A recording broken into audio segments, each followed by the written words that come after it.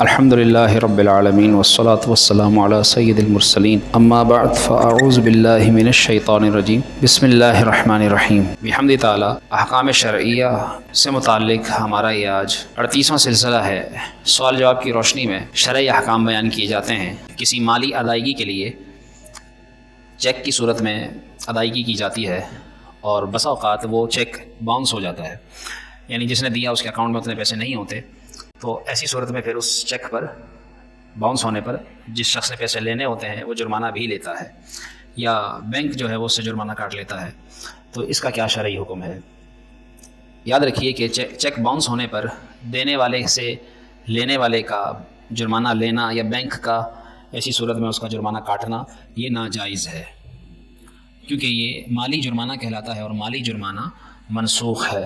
جیسے بسا اوقات اسکولز میں بھی فائن کی صورت میں پیسے لیے جاتے ہیں۔ کچھ بچے اگر دیر سے جاتے ہیں یا کوئی چھٹی کرتا ہے تو اس سے چارج کیا جاتا ہے، یا اس کی فیس میں بڑھا کر پیسے بھیجے جاتے ہیں کہ اتنے دن آپ کے بچے نے چھٹی کی یا اتنے دن یہ تاخیر سے آیا تو اس پر فائن لگایا جاتا ہے، یا کسی بھی اعتبار سے کسی بھی طرح سے مالی طور پر پیسے ہڑپ کر رہا ہے۔ جیسے بسا اوقات بیانہ، ہمارے ہاں رواج ہے کہ بیانے کو مخصوص جو ایگریمنٹ ہوتا ہے اس کے مطابق اگر کام نہ ہو، جیسے کسی نے کہا تھا کہ میں 10 لاکھ میں نے گھر خریدا، اس نے اس کی بیانے کی قیمت دے دی 10,000 روپے کے طور پر یا 50,000 دے دیا، اور اس نے جو ہے وہ کہا تھا کہ میں 2 مہینے بعد پیسے پورے ادا کر دوں گا، اور وہ نہیں ادا کر سکا تو اس کا وہ بیانہ جو ہے وہ ضبط کر لیا جاتا ہے۔ تو ایسی صورت میں یہ بیانہ بھی مالی جرمانہ ہے، کیونکہ یہ جس نے دیا یہ اسی کا حق ہے، یہ اس کو واپس دینا ہوگا، یہ اس کو ضبط نہیں کر سکتا۔ تو بیانہ ضبط کرنا بھی ناجائز، اسی طرح مالی جرمانہ بھی، چیک باؤنس ہونے پر پیسے کاٹنا بھی بینک کا، یا جس کو دیا وہ یہ کہے کہ میری خواری ہوئی، مجھے پریشانی ہوئی، چیک باؤنس ہو گیا اور مجھے وقت پر پیسے نہیں ملے تو اتنے تو مجھے اوپر پیسے دو گے وغیرہ وغیرہ۔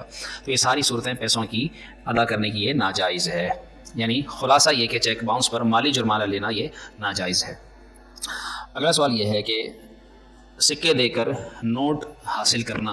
مثال کے طور پر کسی نے سکے دیے 900 روپے کے یا 950 روپے کے سکے جن کی مالیت تھی، اور بدلے میں جو ہے وہ اس کو نوٹ مل رہے ہیں 1000 روپے کے، یعنی زیادہ پیسے مل رہے ہیں، یا اس کا الٹ ہے کہ سکے زیادہ دیے 1100 روپے کے سکے دیے، اس کو کڑک نوٹ مل رہے ہیں 1000 روپے کے۔ تو یہ اس طرح سے سکوں کے بدلے نوٹ کا کمی بیشی کے ساتھ لین دین کرنا کیسا ہے؟ علماء نے اس کو لکھا کہ یہ بھی جائز ہے، چونکہ سکے الگ چیز ہے اور نوٹ الگ چیز ہیں، تو چونکہ دونوں کی جنس الگ الگ ہو گئی تو اس وجہ سے کمی بیشی اس میں جائز ہے، حلال ہے۔ کم سکے دے کر زیادہ روپے لینا یا کم روپے دے کر زیادہ سکے لینا، یہ دونوں صورتیں نقد بھی جائز ہیں اور ادھار بھی جائز ہیں، کیش ہینڈ ٹو ہینڈ بھی جائز ہیں اور عاریتاً یعنی ادھار کے طور پر بھی جائز ہیں۔ اور اس کی وجہ علماء نے یہ لکھی ہے کہ یہ دونوں چیزیں چونکہ الگ الگ ہیں، سکے لوہے کے ہوتے ہیں یا چاندی کے یا پیتل کے یا کسی بھی دھات کے، لیکن روپے جو ہے وہ ایک الگ چیز ہے، تو اس وجہ سے ان کی جنس الگ ہو گئی، اس وجہ سے کمی بیشی کے ساتھ بیچنا، خریدنا، لینا دینا، ادلا بدلا کرنا یہ جائز ہے۔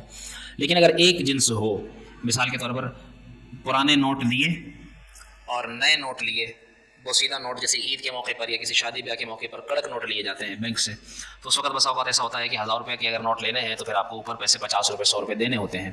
تو اس طرح نوٹ کے بدلے نوٹ لینا، یا ایسے اگر سکے کے بدلے سکے لے رہے ہیں تو پھر ایسی صورت میں کمی بیشی یاد رکھیے کہ ادھار حرام ہے، یعنی ادھار کے طور پر نہیں لے سکتے، نقد کے طور پر لے سکتے ہیں۔ ہاتھ کی ہاتھ 1000 روپے دیں اور 900 روپے کڑک لے لیں، تو ہاتھ کی ہاتھ جو ہے اس طرح نوٹ کے بدلے ایک ہی چیز جیسی ایک جیسی چیز ہے، یعنی ادھر بھی کاغذ کے نوٹ ہیں ادھر بھی کاغذ کے نوٹ ہیں، تو یہ ہاتھ کی ہاتھ یہ کمی بیشی جائز ہے، ادھار جائز نہیں ہے۔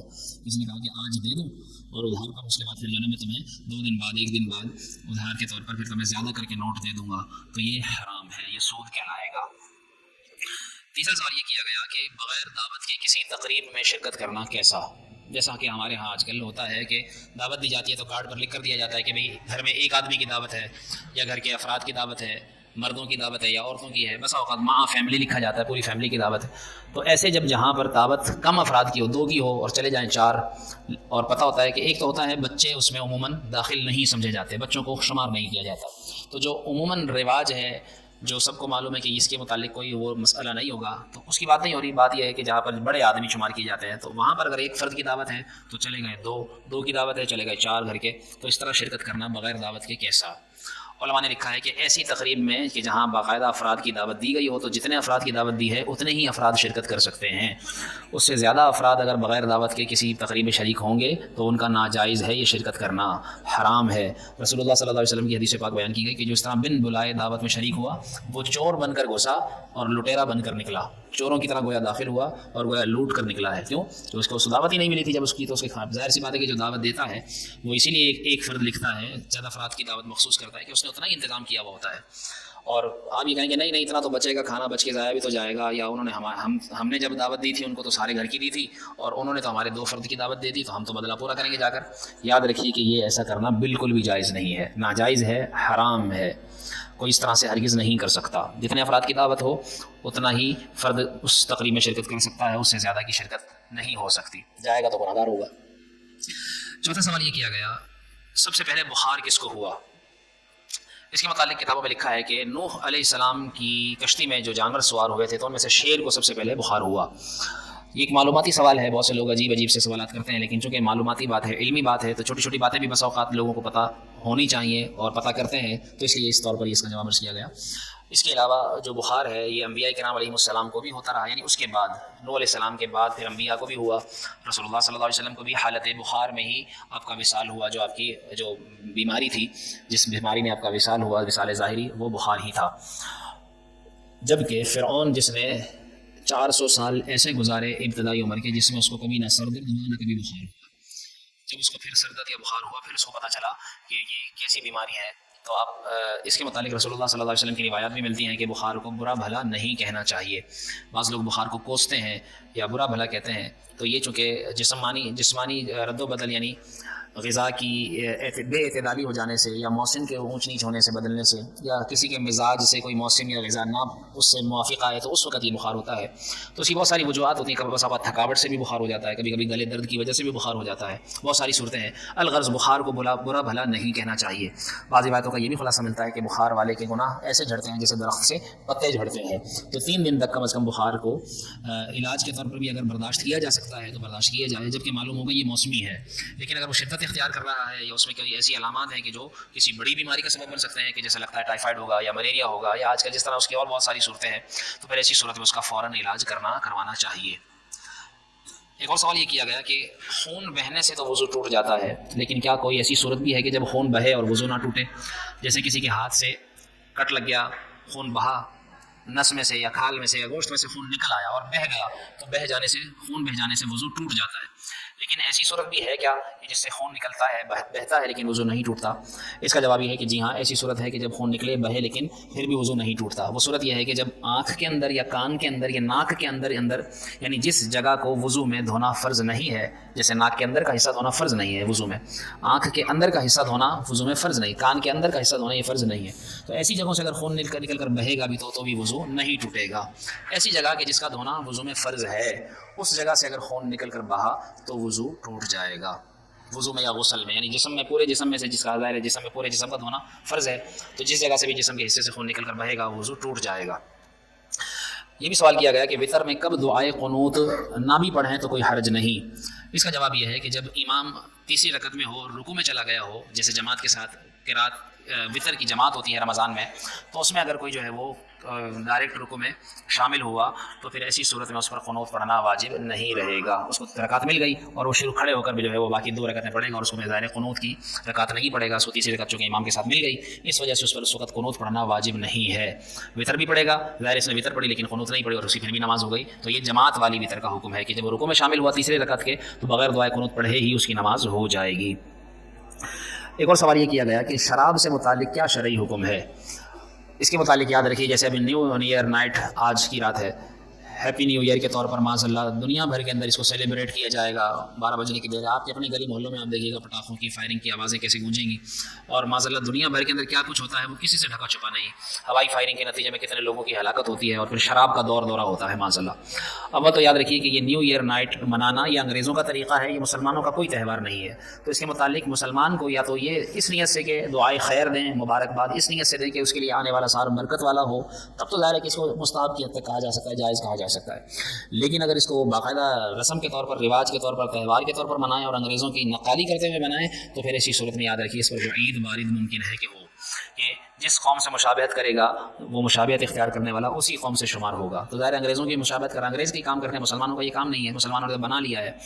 تو اس طرح اس کا انگریزوں کے جیسے کام کرنا ان سے مشابہت ہے اور اس پر وعید ہے. من تشبہ بقوم فہو منہم، جو جس قوم سے مشابہت اختیار کرے گا وہ اسی میں سے ہوگا. تو اس لیے ایسی قوم سے مشابہت نہ کی جائے کسی بھی کام میں، ان کی نقالی نہ کی جائے. اور ظاہر سی بات ہے پیسہ برباد ہوتا ہے، شور شرابہ، ون ویلنگ، سائلنسر نکال کر شور سے تیز آواز سے جو ہے وہ روڈوں پر نکلنا، کتنوں کی جانیں ضائع ہوتی ہیں، کتنوں کا مال برباد ہوتا ہے. اور پھر اس پر شراب کے دور چلنا معاذ اللہ. رسول اللہ صلی اللہ علیہ وسلم نے ارشاد فرمایا شراب بیچنے والے پر بھی لعنت ہے، شراب خریدنے والے پر بھی، شراب اٹھانے والے پر بھی جس کے لیے اٹھائی گئی اس پر بھی، شراب بنانے والے پر بھی، شراب بنوانے والے پر بھی، شراب پینے والے پر بھی، شراب پلانے والے پر بھی، اور اس کی قیمت کھانے والے پر بھی. جس جگہ شراب رکھی جائے جس کے پاس رکھی گئی اس پر بھی اللہ کی لعنت ہوتی ہے. یعنی شراب کے متعلق کسی کو کوئی ہاتھ عمل دخل کرنا ہی نہیں چاہیے. بعض مسلمان بیچتے ہیں، وہ کہتے ہیں نہ ہم پی رہے اور نہ ہم پلا رہے، وہ تو خریدتے ہیں. تو یاد رکھیے مسلمان کے لیے اس کی قیمت جائز ہی نہیں، حلال ہی نہیں ہے. کافروں کا کام ہے، وہ کافر کرتے ہیں، تو مسلمان کو اس کی اجازت نہیں ہے. جس طرح سے بھی یہ شراب میں شامل ہوگا کسی بھی طرح سے اس کی، حتیٰ کہ کوئی پیکنگ کرتا ہے، اگر اس کی پیکنگ کی کمپنی میں کام کرتا ہے، جب بنتی ہے وہاں کام کرتا ہے، اس کا یہ کام کرنا بھی ناجائز ہے. شراب سے متعلق اس کے متعلق یہ لعنت برسائی گئی ہے. ایک اور سوال یہ کیا گیا مسجد کے احاطے سے پھل توڑنا کیسا ہے؟ جیسے بعض مسجدیں، جیسے ہمارے ہاں یہ پیچھے درخت لگا ہے اس پر ناریل لگا ہوا ہے، بعض مسجدیں ایسی ہوتی ہیں کہ جہاں پر باقاعدہ بڑی بڑی مسجدیں ہوتی ہیں گاؤں دیہات کی، اس کے آس پاس باقاعدہ پھلدار درخت لگے ہوئے ہوتے ہیں، تو وہاں اس طرح سے درخت سے پھل توڑنا یا اس کا پھل کھانا کیسا؟ اس کے متعلق یاد رکھیے کہ اگر کسی نے اسی نیت سے مسجد کے ارد گرد پھل لگائے ہیں، درخت جو ہے پھلدار درخت لگائے ہیں کہ لوگ اس کے پھل کھا سکتے ہیں، تو پھر تو ظاہر جائز ہے. اور اگر کسی نے وہ درخت وقف کر دیے ہیں مسجد کے لیے، تو پھر اس کے سارے پھل جو اس پر لگیں گے ان کو بیچ کر وہ قیمت مسجد میں خرچ کی جائے گی. وہ کوئی پھل نہیں کھا سکتا وہ جو وقف ہے مسجد کے لیے. اور اگر جو ہے وہ وقف بھی نہیں یا کسی نے اپنے لیے لگائے تھے ویسے ہی اور وہ مسجد میں شامل ہو گئے ہیں، تو پھر جو مسجد کے احاطے میں اس طرح کے پھلدار درخت ہوں گے تو پھر وہ مالک کی اجازت سے اس کے پھل کھائے جا سکتے ہیں جس طرح لگائے یا لگوائے تھے. اس کے علاوہ وہ پھل نہیں کھا سکتے. بعض لوگ سمجھتے ہیں کہ مسجد میں لگے ہوئے چلو ہمارے لیے بھی جائز ہے، ہم بھی کھا لیں، ہم بھی لے لیں، تو ایسی کوئی صورت نہیں ہے. مسجد کے لیے وقف ہیں تو پھر وہ مسجد کا ہی مال ہے اور مسجد کا مال کھانا حرام ہے. ایک اور سوال یہ کیا گیا کہ نان کسٹم ان پیڈ گاڑیاں، جیسے باہر ملک کے بارڈرز سے گاڑیاں خریدی جاتی ہیں تو ان کو کسٹم ڈیوٹی اس پر نہیں دی جاتی، وہ پیسے بچا کر اور ایجنٹس کے ذریعے اور یا جو بھی جو ہے وہ غلط طریقے سے وہاں سے گاڑیاں امپورٹ کر لیتے ہیں، تو وہ گاڑیاں امپورٹ کرنا یا ایکسپورٹ کرتے ہوئے بیچنا خریدنا کیسا ہے؟ اس کے متعلق علماء نے لکھا ہے کہ یہ شرعاً تو اس میں کوئی حرج نہیں ہے کہ چونکہ وہ ایک عقد ہے خرید و فروخت کا، بندہ پیسے دے رہا ہے، ایک بندہ چیز لے رہا ہے، تو دینے اور لینے والا یہ معاملہ تو جائز ہے. لیکن بسا اوقات اس میں رشوت دی جاتی ہے، رشوت دینی پڑتی ہے، یا معاذ اللہ قانون کے یہ چونکہ خلاف ہے تو غیر قانونی کام کرنا بھی شرعاً ناجائز ہے. تو شرعی طور پر ایسا کام ہی نہ کیا جائے جس میں رشوت دینی پڑے، رشوت لینی پڑے، یا جس میں ڈر ہو کہ جو ہے وہ گرفتاری ہو جائے گی بعد میں. جو ہے وہ نان کسٹم جو گاڑیاں ہوتی ہیں ان پیڈ، وہ گاڑیاں ظاہر سی بات ہے ملک میں شہر میں کسی جگہ اپنی آزادی سے اپنی مرضی سے چلا بھی نہیں سکتے، اس پر ڈر ہوتا ہے کہ کہیں بھی پکڑے جائیں گے تو رشوت دینی پڑے گی. تو پھر اس طرح کی گاڑی کا خرید و فروخت نہیں کرنا چاہیے، بچنا چاہیے تاکہ کسی حرام کام میں یا جھوٹ میں بندہ نہ پڑے. دیکھو یہ سوال کیا گیا کہ جس کا پیر نہیں اس کا پیر شیطان ہوتا ہے، تو ایسا کیا واقعی ہے؟ یاد رکھیے کہ پیری مریدی کا ثبوت قرآن و حدیث سے ثابت ہے اور اس کے متعلق روایات میں بڑی تفصیلات ملتی ہیں. اور اس قول کا خلاصہ یہ ہے کہ ظاہر سی بات ہے کہ جس کی کوئی رہنمائی کرنے والا نہیں ہوتا تو شیطان پھر اس کو اپنے پیچھے لگا لیتا ہے. ایک مرشد کا، پیر کا کام یہ ہوتا ہے کہ وہ اپنے مرید کو گائیڈ لائن دیتا رہتا ہے، وہ اس کو سمجھاتا رہتا ہے. جیسے ایک شاگرد ایک استاد کے پاس شاگردی اختیار کرتا ہے تو جتنے وقت کے لیے وہ شاگردی اختیار کرتا ہے اتنے وقت تک وہ استاد کا پابند ہو جاتا ہے. وہ استاد اس کو بتاتا رہتا ہے کہ اب یہ کرنا ہے، اب یوں پڑھنا ہے، اب یوں لکھنا ہے، اب یوں سمجھنا ہے، اب یوں سمجھانا ہے. تو اس طرح وہ اس کے پیچھے اگر وہ کسی استاد کو اختیار نہ کرے تو ظاہر سی بات ہے ان پڑھ رہ جائے گا. کسی کام کے اندر اپنا استاد نہ بنائے تو بیکار رہ جائے گا، یعنی اس کے بعد کوئی ہنر نہیں آئے گا. ایسے ہی جو ہے وہ اگر کوئی اپنے دین پر عمل کرنے کے لیے کسی عارف یعنی شریعت کی معرفت رکھنے والے شخص کی پیروی نہیں کرتا، اس کے بتائے ہوئے طریقوں کے مطابق زندگی نہیں گزارتا، تو پھر شیطان ایسے کو جلدی بہکا دیتا ہے. تو اس طرح اس کا پیر شیطان بن جاتا ہے. پیر سے مراد پھر اس کو شیطان اپنے پیچھے چلاتا ہے. تو اس لیے بہتر یہ ہے کہ کسی اللہ والے کو اپنا پیر بنایا جائے، یعنی اس کی پیروی کی جائے، اس کی بیعت کی جائے، اور پھر وہ شریعت کے ان راستوں سے آگاہ کرتا رہے، ان طریقوں سے اور شیطان کے ان وسوسوں سے خبردار کرتا رہے، نفس کی شرارتوں سے خبردار کرتا رہے کہ جس کی وجہ سے یہ بہک سکتا ہے، جس کی وجہ سے یہ بے دین ہو سکتا ہے، جس کی وجہ سے یہ دین سے دور ہو سکتا ہے. تو اس طرح ایسے شخص کو جب اپنا رہنما بنا لے گا تو اللہ نے چاہا تو وہ صحیح طریقے پر، صحیح راستے پر چلتا رہے گا، وگرنہ گمراہ ہو جائے گا. اور پھر ایسے کو شیطان جہاں چاہے گا، جس کام میں چاہے گا، گناہ میں چاہے گا مبتلا کر کے، حتیٰ کہ اس کو کفر تک لے جائے گا. یقیناً یہ ساری باتیں آپ کے علم میں اضافے کا سبب بنی ہوں گی۔ اللہ پاک ہم سب کو یہ باتیں یاد رکھنے کی توفیق دے۔ دیکھیں ظاہر سی بات ہے، وضو کرتے ہوئے اگر وضو ٹوٹنے والا کوئی کام ہو گیا، مثال کے طور پر وضو کر رہے تھے، ابھی منہ دھویا تھا، ہاتھ دھوئے تھے، کہ کسی کی ریح خارج ہو گئی، کسی کو پیشاب کا قطرہ نکل گیا، تو یہ بھی وضو ٹوٹ جانے والا سبب ہے۔ ایسے ہی اگر چوٹ لگی، ناخن سے لگ گیا، کوئی نل کا لگ گیا، کوئی دیوار کا ٹکڑا لگ گیا، کوئی بھی چیز لگ گئی تو خون بہے گا، تو خون بہنے سے وضو ٹوٹ جائے گا۔ جو پہلے ہوا تھا، جتنا وضو کیا تھا وہ ختم ہو گیا۔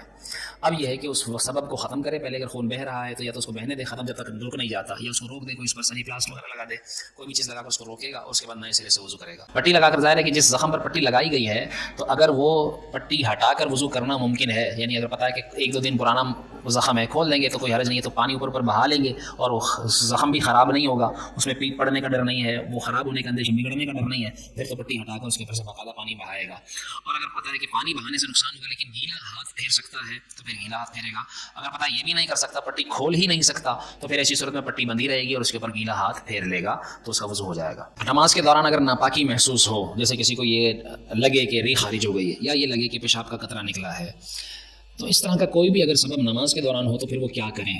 اس کے متعلق علماء نے لکھا ہے کہ اگر تو یہ پہلی دفعہ ہے تب تو پھر ایسی صورت میں یہ سمجھے کہ واقعی سبب پایا گیا ہے وضو ٹوٹنے کا، یعنی ریح خارج ہونے کا محسوس ہوا تو سمجھے کہ ریح خارج ہوئی ہے، قطرہ نکلنے کا محسوس ہوا ہے تو سمجھے کہ ایسا ہوا ہے، اور نماز توڑ کر پھر اس کو بعد میں پتہ چلے یا نہ چلے تب بھی وہ جو ہے وہ وضو کرے گا اور نئے سرے سے نماز شروع کر دے گا۔ لیکن اگر اس کے ساتھ یہ ہوتا رہتا ہے، آئے دن یہ مسئلہ ہے، آئے دن، دوسرے دن، چوتھے دن، ہفتے میں، مہینے میں اس طرح ہوتا رہتا ہے، 2-4 دفعہ پہلے بھی ہو چکا ہو، تو پھر ایسی صورت میں اگر اس کو یقین جب تک نہیں ہوتا، جب تک یہ نماز نہیں توڑے گا، اگر اس کو یقین ہو جاتا ہے کہ ہاں ریح خارج ہوئی ہے، یعنی بدبو آ گئی مثال کے طور پر، یا آواز آئی، یا پیشاب کا قطرہ نکلتے ہوئے یوں محسوس ہو کوئی اس کو باقاعدہ، اگر جیسے قیام میں ہے تو یوں ہاتھ اگر کپڑے پر پھیر کر دیکھ لے کہ اس کو جسم سے ران سے تری محسوس ہو جائے، تو پھر سمجھے کہ ہاں واقعی یقین ہو گیا ہے کہ اب تری نکل چکی ہے، تو مطلب یہ کہ قطرہ پیشاب کا خارج ہوا ہے، تو پھر تو ظاہر ہے کہ نماز اس کی ٹوٹ جائے گی اور وضو بھی ٹوٹ جائے گا۔ لیکن اگر صرف وسوسہ ہے، محسوس ہو رہا ہے، پکا یقین نہیں ہے، تو پھر نماز پوری کرے گا اور اس کے بعد پھر دیکھ لے گا، پھر اگر اس کو پتہ چلتا ہے کہ ہاں ایسا ہوا تھا تو پھر اس کی نماز واجب الادا ہو جائے گی، وضو کر کے نماز دوبارہ پڑھ لے گا، اور اگر ایسا نہیں تھا تو ظاہر نماز ہو چکی۔ انسان کو اتنا کچھ نہ کچھ اندازہ ہو جاتا ہے کہ واقعتاً ایسا ہوا ہے یا نہیں ہوا، لیکن جب تک یقین نہیں ہوگا تو پھر بار بار اس طرح کے اس کے شیطان کے وسوسے کی طرح بسا اوقات روایات نے تو یہ بھی خلاصہ کیا کہ باقاعدہ شیطان پھونک مارتا ہے انسان کے شرمگاہ کے مقامات پر اور اس کو یہ باور کراتا ہے کہ ریح خارج ہوئی ہے یا قطرہ نکلا ہے، لیکن ایسا ہوتا نہیں ہے۔ تو اس وجہ سے شیطانی وسوسوں پر دھیان نہ دے بلکہ یقین کے اوپر عمل کرے، اگر ہوا ہے تو پھر ایسا کرے ورنہ نہیں۔ مچھلی جو سانپ کی شکل میں ہو یا جس کو بام مچھلی یا باب مچھلی کہہ کر بیچا جاتا ہے، اس کا حکم کیا ہے؟ اول تو اس کے متعلق عرض کروں گا، مچھلی کے عجائبات نامی ایک رسالہ دعوت اسلامی نے شائع کیا ہے، بڑا ہی زبردست معلوماتی رسالہ ہے، مچھلی کی کئی معلومات آپ کو اس رسالے سے ملیں گی۔ اول تو بہت آپ مطالعہ کیجیے، انشاءاللہ بہت معلومات میں اضافہ ہوگا۔ اس سوال کا جواب وہ یہ سمجھ لیجیے کہ آپ جو چیز مچھلی کہلائی جاتی ہے اور جو اپنے گل پھڑوں سے سانس لیتی ہے اور باقاعدہ جو ہے وہ کوئی جانور نہیں ہے الگ سے، یعنی جس کو لوگوں کے درمیان وہ معروف اسی طرح ہے کہ وہ ہے ہی مچھلی، اور مچھلی یاد رکھیے کہ اس کی کئی پہچانیں جو پہچان کرنے والے ہوتے ہیں ان کو ہوتی ہے۔ مثال کے طور پر وہ پانی کے بغیر زندہ نہیں رہ سکتی، اگر سانپ ہوگا تو بس اوقات وہ پانی کے بغیر بھی زندہ رہ لے گا، بعض سانپ ایسے ہوتے ہیں جو پانی میں بھی زندہ رہتے ہیں، بغیر پانی کے بھی زندہ رہ لیتے ہیں، تو سانپ ہوگا تو وہ پانی کے بغیر زندہ رہ لے گا، اگر اس کا مطلب رہ لے گا تو پھر وہ مچھلی نہیں ہے۔ تو اگر وہ پانی کے بغیر زندہ نہیں رہ سکتی تو وہ مچھلی ہے، ایک پہچان۔ پھر وہ گل پھڑوں سے سانس لیتی ہے، 2۔ تیسرا یہ کہ اس کے اندر بہتا ہوا خون نہیں ہوگا، مچھلی کے اندر خون تھوڑا بہت تو نکلتا ہے لیکن وہ بہنے والا نہیں ہوتا کہ دھار نکلے، ایسا نہیں ہوتا، تو وہ بھی مچھلی ہونے کی نشانی ہے۔ چوتھا یہ کہ بسا اوقات ایسا بھی ہوتا ہے کہ جب مچھلی کو کاٹا جاتا ہے تو اس کے اندر سے مچھلی کے چھوٹے چھوٹے انڈے نکلتے ہیں، تو یا اس کے اندر سے ثابت مچھلی نکلتی ہے، کیونکہ بہت بڑی مچھلی جو ہوتی ہے وہ مچھلی کھاتی ہے، یوں نکل جاتی ہے، تو اس کے اندر سے مچھلی کے ذرات ملتے ہیں۔ تو اگر ایسا ہے کہ وہ مچھلی غذا بنانے والی ہے مچھلی کو ہی، تو اس کا پتہ چل جاتا ہے کہ یقیناً مچھلی ہی ہے۔ صرف شکل و صورت سے ہم یہ نہیں کہیں گے، کیونکہ بہت ساری، کیونکہ ہزاروں نہیں لاکھوں قسمیں ہیں مچھلیوں کی، تو اس وجہ سے جس چیز پر مچھلی کا اطلاق ہوتا ہے اور اس کے اندر مچھلی کی نشانیاں پائی جاتی ہیں، ایک نشانی یہ بھی بیان کی گئی ہے کہ پانی کے سے نکلنے کے بعد اس میں بدبو پیدا ہونا شروع ہو جاتی ہے، اگر تازی ہوگی تو اس کے بیچ میں سے اس کو دبا کر دیکھیں گے تو اگر وہ نرم پائی جائے گی تو وہ تازی ہے، اور اگر سخت ہو چکی ہوگی تو پھر وہ خراب ہو چکی ہے۔ تو اس طرح کی یہ نشانیاں ہیں مچھلی کی، تو یہ اگر نشانیاں پائی جا رہی ہیں اس میں تو وہ مچھلی ہے، اور اگر نہیں تو پھر وہ ظاہر مچھلی نہیں ہے۔ تو اس طور پر یقین کر لیا جائے، اور پھر چونکہ ہم بہت ساری چیزوں کا خود بھی پتہ چلا سکتے ہیں اور لوگوں سے بھی پتہ چلواتے ہیں، تو جس طرح سے بھی اس کا پتہ کروانا ممکن ہو کیجیے، پتہ چل جائے کہ مچھلی ہے تو پھر استعمال کریں ورنہ بچیں اس سے۔ علماء نے اس کو مکروہ لکھا ہے کہ جھینگا جو ہے وہ کیڑا ہے، جیسے دریائی کیڑا جس کو کہا جاتا ہے یا پانی کا کیڑا کہا جاتا ہے، جیسے زمینی کیڑے جائز نہیں ہے ایسے ہی سمندری کیڑا جائز نہیں، یعنی وہ مچھلی میں نہیں آتا، جھینگا چھوٹا جھینگا یا بڑا جھینگا، ایسے کیکڑا یہ بھی مچھلی میں شمار نہیں ہے اس کا، تو اس وجہ سے اس کا کھانا ناجائز ہے۔ مباح سے مراد یہ کہ کھائیں گے تو گناہگار، یہ نہیں کہا جائے گا کہ حرام کھایا. لیکن شاہ تراب الحق رحمۃ اللہ علیہ سے جب یہ پوچھا گیا کہ بھائی یہ کھانا کیسا، وہ کھانا، تو انہوں نے سیدھا سیدھا جواب دیا بھائی تم نے جو ساری حلال چیزیں ہیں وہ کھا لی ہیں، باقی جو اتنی ساری سینکڑوں حلال مچھلیاں ہیں، حلال جانور ہیں، وہ کھا لیے. جب وہ سارے کھا لو تو پھر حرام کی طرف آ جانا. جب حلال موجود ہیں دوسرے جن کے بارے میں کنفرم ہے کہ یہ حلال ہے تو حلال کھائیں، ایسی چیز کی طرف جائیں ہی کیوں، یہ اس کے بارے میں شک ہے. پیر کامل کی خصوصیات کیا ہیں؟ بہت اچھا سوال کیا. پیر کامل کے اندر یاد رکھیے کہ 4 شرطیں پائی جانا ضروری ہے. پہلے طور پر تو یہ کہ وہ باعمل صحیح العقیدہ مسلمان ہو، پہلی بات. دوسرا یہ کہ وہ اس کا سلسلہ متصل ہو. سلسلہ متصل ہونے سے مراد وہ جس کا وہ مرید ہے پھر وہ آگے جس کا مرید ہے، اس طرح یہ لڑی چلتے چلتے وہ سلسلہ باقاعدہ رسول اللہ صلی اللہ علیہ وسلم تک پہنچتا ہو. پھر اس کی ایک شرط اور علماء نے یہ بھی بیان کی ہے کہ وہ عالم باعمل ہو، یعنی دین کا علم رکھتا ہو.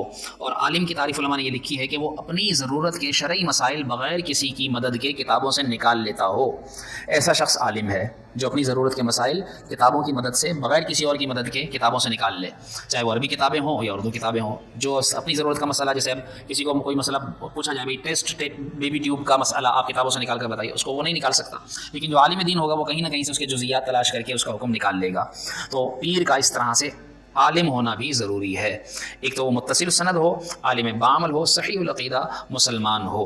اور اس کی چوتھی شرط یہ ہے کہ وہ جس کو بیعت کرتا ہو تو اس بیعت کرتے ہوئے وہ اس سے جو عہد لیتا ہے تو وہ عہد جس چیز کا عہد لیتا ہے ان پر وہ خود بھی عمل پیرا ہو، یعنی وہ فاسق معلن نہ ہو کہ اعلانیہ گناہ نہ کرتا ہو، خود بے نمازی ہو اور پھر وہ پیر بنتا ہوا بیعت لے رہا ہو. تو فاسق معلن نہ ہونا بھی پیر کامل کی شرط میں شامل ہے.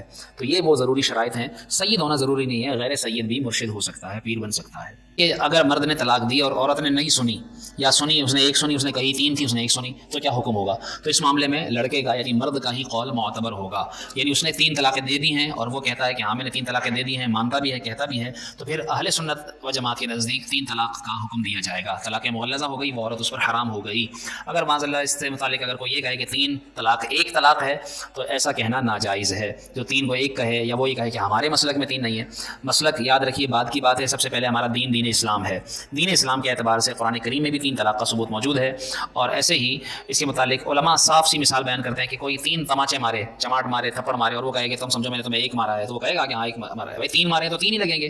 اور خود بول بھی رہا ہے، لفظوں پر ذرا غور کیے، 3 طلاق 1 طلاق. ارے بھائی پہلے خود بول تو رہے ہو 3 طلاق، یا تو ڈائریکٹ بولو 1 طلاق، لیکن پہلے سے خود سے کہہ رہے ہیں 3 طلاق 1 طلاق. ارے بھائی 3 ایسے 1 کیسے ہو گئی؟ 3 انڈے کو 1 انڈا بولیں گے آپ؟ کبھی بھی نہیں بولیں گے. تو سیدھی سی بات ہے، عام سی مثال ہے، 3 چیزیں 3 ہی ہوتی ہیں. اب اس کے متعلق کوئی یہ کہے کہ ایک وقت میں دی تھی، الگ الگ دی تھی، اس نے سنی تھی، اس نے سنائی تھی، اس نے بتائی تھی، ایسا کچھ نہیں. جب شریعت پر عمل کرنا ہے تو اس معاملے میں عمل کرتے ہوئے ہی اس کو حکم پر عمل کریں کہ 3 طلاق کو 3 طلاق ہی سمجھا جائے، 3 طلاق ہو جائیں گی. عورت کا سننا ضروری نہیں ہے. مرد نے کہنے والے نے کہہ دی، بعد میں مان بھی رہا ہے تو ہاں جب کہہ رہا ہے تو پھر اس کا ہی اعتبار کیا جائے گا، وہی 3 طلاقیں ثابت ہوگی. اب اگر اس کا کوئی اس پر عمل لڑکی والے نہیں کر رہے، لڑکی نہیں کر رہی تو وہ گناہگار ہوگی. یعنی وہ اگر اس کو ناجائز اس کو کہتے ہیں کہ نہیں بھائی 1 ہوئی ہے تو وہ گناہگار ہے. ایسے اور لوگوں سے تو بائیکاٹ کرنا ضروری ہے. اور جو کہ اس صورت میں تو مسئلہ وہاں کھڑا ہوتا ہے کہ جب لڑکا نہ مان رہا ہو، لڑکی مان رہی ہو، تو پھر جو ہے نا، چونکہ لڑکے کی پاور زیادہ ہوتی ہے تو اس اعتبار سے اس پر عمل کرانا مجھ سے مشکل ہوتا ہے. تو اس وجہ سے وہاں مسئلہ زیادہ، جب لڑکا ہی کہہ رہا ہے تو پھر تو لڑکی کی کوئی گنجائش نہیں بچتی. نیکیاں ایصال ثواب کب تک کی جا سکتی ہیں، کتنی مرتبہ، اور کیا کیا چیزیں ایصال ثواب کی جا سکتے ہیں؟ سمپل سی بات ہے، انسان کی نیکی ایسی چیز ہے جو اس کے نامہ اعمال میں باقی رہتی ہے. اب جب تک وہ باقی ہے، جب تک وہ مسلمان ہے، اگر کفر نہیں کرتا تو اس کے نامہ اعمال میں باقی ہیں.